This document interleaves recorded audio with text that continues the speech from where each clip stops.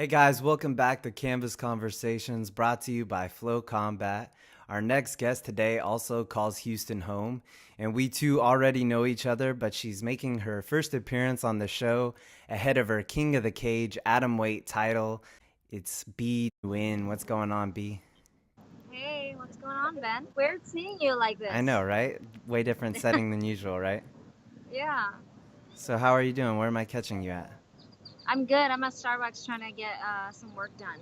Nice, nice. What do you mean by work? What kind of work? I have some written projects coming out.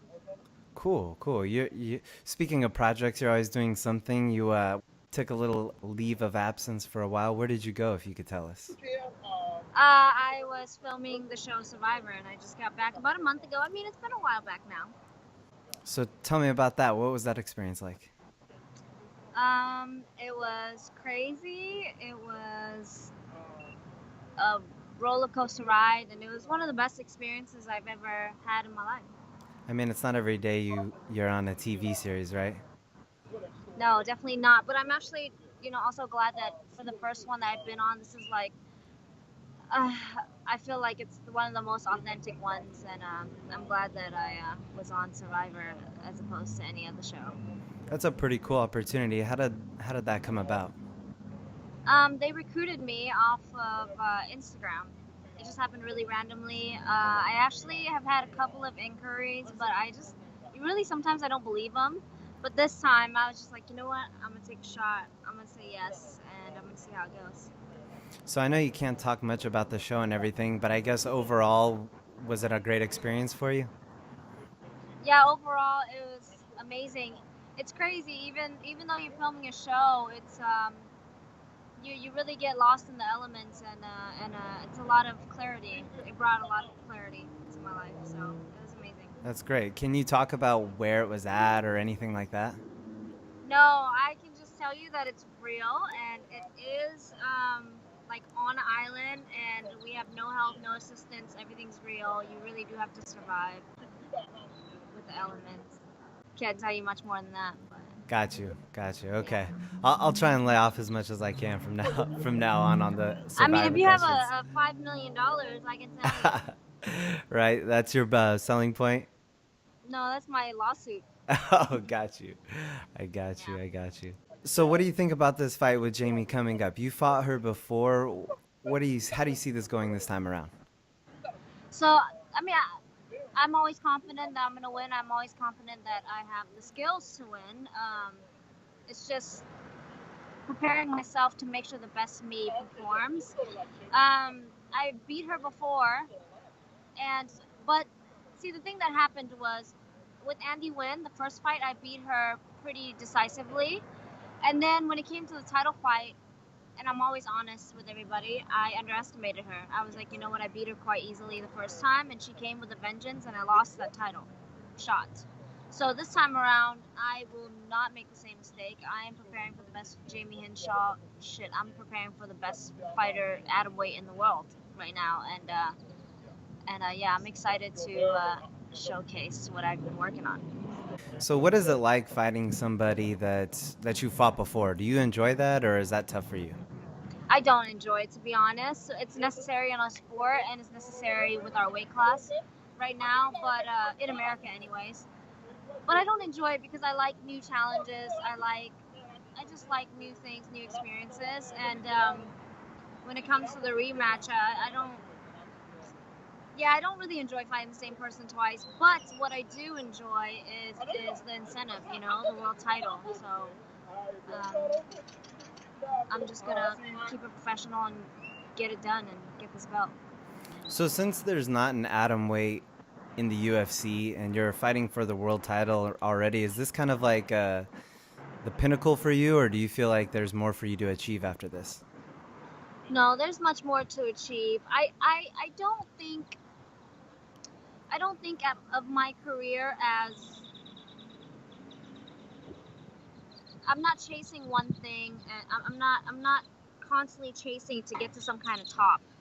For me, I just throughout my career, I just want to have the best experiences and fight the best along the way.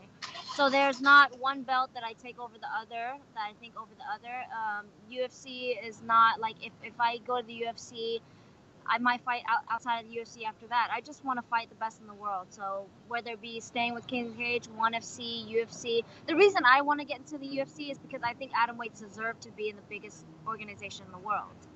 Hmm. You know, but as far as me personally, I'm happy fighting just the best females in the world anywhere for whatever promotion.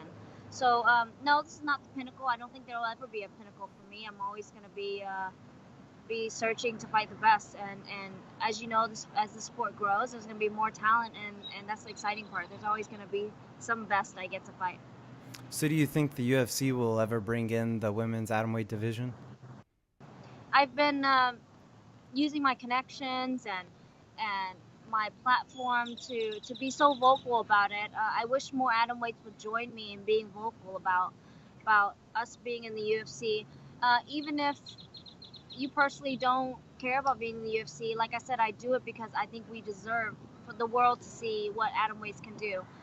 Um, I've had a couple of leads and then it fell out, and I just think that everything in the sport, and if you watch the UFC closely, it's just all about timing, you know, and honestly, mood too. With Ronda Rousey, he never planned it. She was just such a big star, he couldn't resist it. And Conor McGregor and everything is just timing, and anything can happen, anything is possible. So we'll see. I'm hoping soon. I'm trying to push myself so that they see the star power in our division. Hmm. So would you rather wait out an opportunity to fight at atomweight in the UFC, or would you be okay with trying to go up to strawweight? I've when I was undefeated just last year, I was offered, you know, if you take a couple of 115 fights and you're successful, we'll evaluate, we'll see if you be in the UFC 115. So that's five, because it's naturally where I'm supposed to be. If anybody knows me, they know I'm tiny. I just really want to rally for my weight class. There's tons of girls out here talented and fighting, and I think we deserve to be in the UFC. I don't think I need to be forced to going into 115, to a weight class that isn't natural for me. Hmm. Yeah, of course. So I know you Yeah. train back and forth at Jackson Wink and in Houston at the War Training Center. So tell me about your fight camp for this fight camp, or for this fight coming up. How are you breaking it up? Um, I am the beginning of camp right now. I'm in Houston and I'm training at home, and it's very necessary for me, more so than ever, to go to Albuquerque and finish off my training camp next week, because I'm fighting Colorado, which is high elevation, and my opponent lives in Albuquerque, which is high elevation. So I can't let that factor hold me back. So I'm gonna go get acclimated to the high elevation, get to see my family, Jackson family again, and yeah, I'm gonna finish out my camp in Albuquerque. That's a great idea. So did you plan that accordingly, knowing that she's from there and all that? You took that all into consideration in planning your camp? Yes, actually, as soon as I got home from shooting the show, I found out about the fight. It was actually booked while I was gone, but Wow. I told my coaches in the promotion before I left that I was like, hey, I want to fight. This is, you know, the show is a great experience for me, but fighting is what I want to do. So go ahead and make things happen. I'll be ready when I come back. So right when I got back, I got the opponent, got Colorado, so I definitely planned it out right away. I knew what I had to do. Great. Any special training partners that you'll be working with for this camp? Um, I think one I want to highlight. I mean, all of my teammates. I know that, like at War, I have a lot of teammates, but when I go to Jackson's, I'll have a lot of teammates. But one person that's gonna really be helping me and is really stepping up is Shorty Torres. He just made his debut in the UFC. He's coming to Houston for a week to push me and get me going and fine tune some things. And then he's actually going to be my MMA corner for this fight. So I'm very, very excited. We actually have a site together, Shorty V Technique, and we show a lot of MMA techniques for shorter people. So I mean, he's a friend, he's a teammate, and a coach as well. So I'm excited and I'm grateful for him. Wow, that's awesome. So he's going to be in your corner too? I didn't know that. That's great. Yeah. So how did you meet Shorty? I met Shorty beating each other up at Jackson's. I remember Shorty, so we sparred, and I guess he had seen my Instagram before, and he was like, what did he say? He was like, "Oh, I didn't think you were gonna be this fast or good, but you're really fast and really good." And I'm like, I don't know if I'm gonna take that as a compliment or, you know, as an original insult. But that's how we met. We were sparring, and ever since then, we've just been really competitive with each other, and you know, shit talking back and forth and punching each other in the face when we can. Of course. So, is bringing him in kind of a product of not having that many training partners at your weight class? Um, I have some great training partners. I have a training partner named Stephanie Alba at War that is a really good grappler.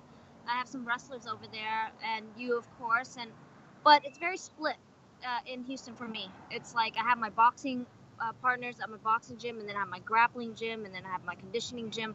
For Shorty, for me, it feels like I can like it's a sigh of relief because he's all in one. He's a perfect partner for me. He knows me in and out. He watches all my fights. He was there for my last two fights. Shorty wasn't in my corner, but he was actually present at my last two fights. And it's just, he's just, we just get each other, you know? Mm-hmm. Our IQ, our communication, our sparring is just amazing.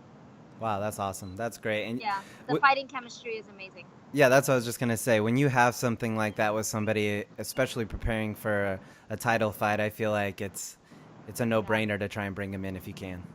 Yeah, for sure. So, what did you think of Shorty's UFC debut against Jared Brooks? I thought he was great. I wish he would have been able to show his skill more because of the way it ended, but then I'm happy he got his win, and also I'm kind of happy something odd happened because it kind of gave him like honestly a little light, like ooh, Shorty Torres, and because he's worked so hard and he's undefeated and he's a champ at Titan. He's deserved this for a long time, and I'm just really happy he did. In the right, I really social media and get attention, right? And he's not. He just wants to fight, and he's a pure martial artist. So I'm like, Shorty, you need to get your followers up. You need to get to the UFC. You need to do this. And he's like, well, I don't know. He's really shy. So I'm just glad he's like getting the attention he deserves, and he's where he belongs in the UFC. Yeah, I completely agree. I don't know if I agree about the part that he's shy, but I completely agree but about the fight. Yeah, I think social media, he is shy and he's really humble, you know? He's always posting pictures of other people punching him. He'll win the fight definitively, and then he'll post a picture of his, like, face getting hit, and I'm like, where are the pictures of you punching people? He's like, no, it's okay. He's a sweetheart, and I'm just always yelling at him for that, but That's yeah, he's right. the genuine one. For sure, for sure.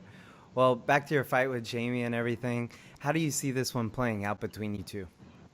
I see myself finishing her in the later rounds. I have, if you watch my fights, I have incredible cardio that I work really hard for.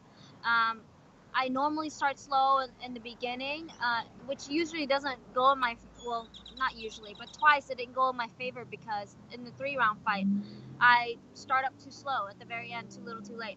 Well, this is a 5 round fight. I think I'm meant for championship rounds. I think that I'm a force to be reckoned with in the fourth and fifth round. I love it. Well, summer's coming up after your fight. Any plans for the summertime? I really, really want to go to Vietnam and visit my sponsor and gym over at Saigon Sports Club. They're actually the first MMA gym in Vietnam, so I really want to go visit that. And then I really want to go to Thailand, so we'll see if that can happen. But then again, King of the Cage champions are known to get Risen fights, so I'm really also excited to get a matchup at Risen, hopefully, Yeah, that would and be awesome. experience that. Yeah, I want to go fight in a silent stadium. Yeah, I was just gonna. That's so weird you said that. I was just Yeah. thinking, like, is that a dynamic that you would enjoy? Uh, I don't know. You never know. It's like the weirdest thing. I've never fought there, but it'll be interesting. I'm all for experiences, you know. Mm-hmm. And but it'll be funny because I make the weirdest noises when I fight.